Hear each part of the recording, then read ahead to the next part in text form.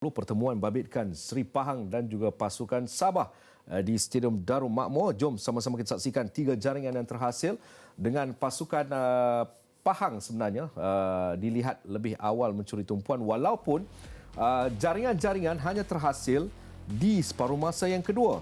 Walaupun deretan peluang yang diperolehi oleh kedua-dua pasukan, namun penjaga gol menjadi topik utama di 45 minit yang pertama. Pada minit separuh masa yang kedua, pertama di penghujung separuh masa yang pertama, gandingan Steven Rodriguez, Hidalgo umpamanya, turut mencuri tumpuan dengan beberapa percubaan yang menguji penjaga gol pasukan Sabah namun gagal diatasi. Rembatan percubaan sepakan percuma semuanya dimiliki oleh kedua-dua pasukan. Namun sekali lagi seperti yang saya katakan, penjaga gol menjadi tumpuan menghalang untuk jaringan pertama dapat dihasilkan. Dan ketibaan jaringan untuk perlawanan di Stadium Darul Makmur hanya hadir pada minit ke-85 menerusi jaringan Steven Rodriguez menerusi tandukan menarik.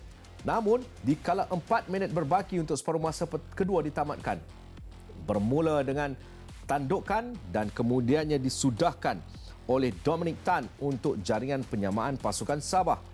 Dikala kedua-dua pasukan dilihat mungkin akan berkongsi mata, pemain yang fasih berbahasa Melayu kelahiran Korea Selatan iaitu Park Tae-soo menghasilkan jaringan kemenangan untuk pasukan Sabah FC yang merupakan kemenangan ke-14 bagi saingan musim ini, menewaskan Seri Pahang 2-1.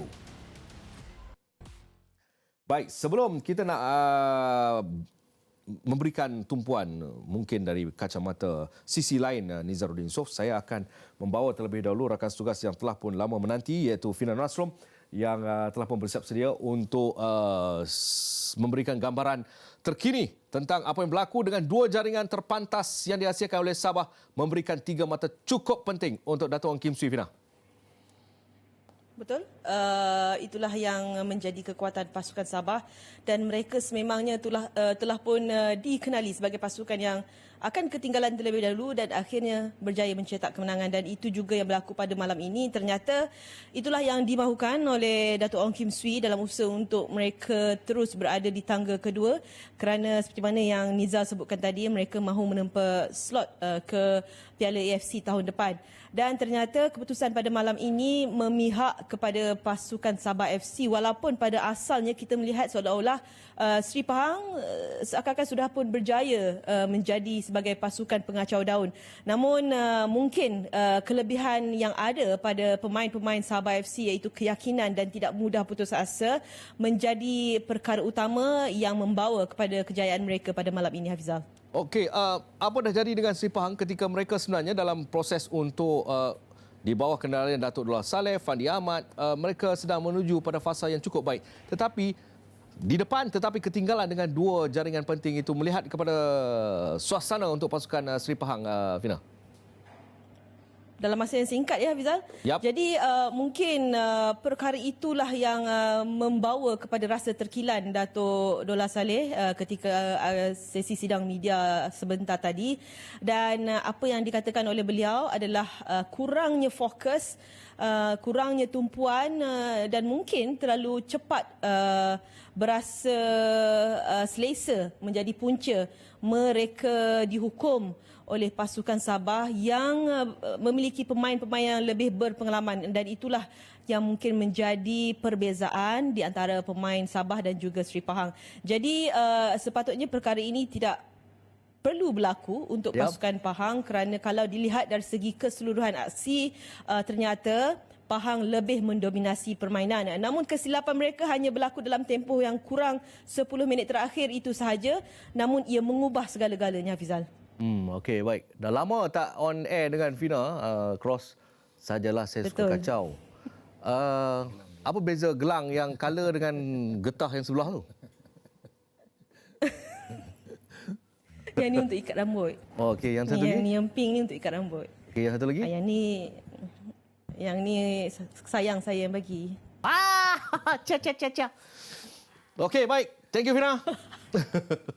Alright, Hafizal. Baik, demikian tadi Fina Nasrom. Ramai pula gelak ni yang studio ni. Okey. Baik. Saya rasa pada ketika Pahang dalam kedudukan momentum yang sangat-sangat baik, mereka hilang satu fokus dan dua jaringan itu sebenarnya merugikan. Betul. Untuk Saya rasa Sepang. memang merugi kalau saya setuju, Fizal. Ya, ada lagi lebih kurang dalam 7 minit termasuk masa tambahan. Pasukan Sabah berjaya menjadikan 2 gol dan saya nampak memang kelekaan lah. Kelekaan di minit-minit akhir. Kedua-dua gol pasukan Sabah masuk di berbahagian tepi, crossing. Jadi rasanya memang bila kita bermain dengan komitmen yang cukup baik untuk memenangi perlawanan dan minit-minit akhir itu merugikanlah kerana ya di situ ada kelekaan, kepenatan dan ya kita boleh nampak gol-gol yang dijaringkan oleh pasukan Sabah melalui crossing dan ya gol kedua juga saya cukup baik. Mungkin Nizam mempunyai pandangan lain tetapi saya mahukan komen dan pandangan Nizam sendiri juga.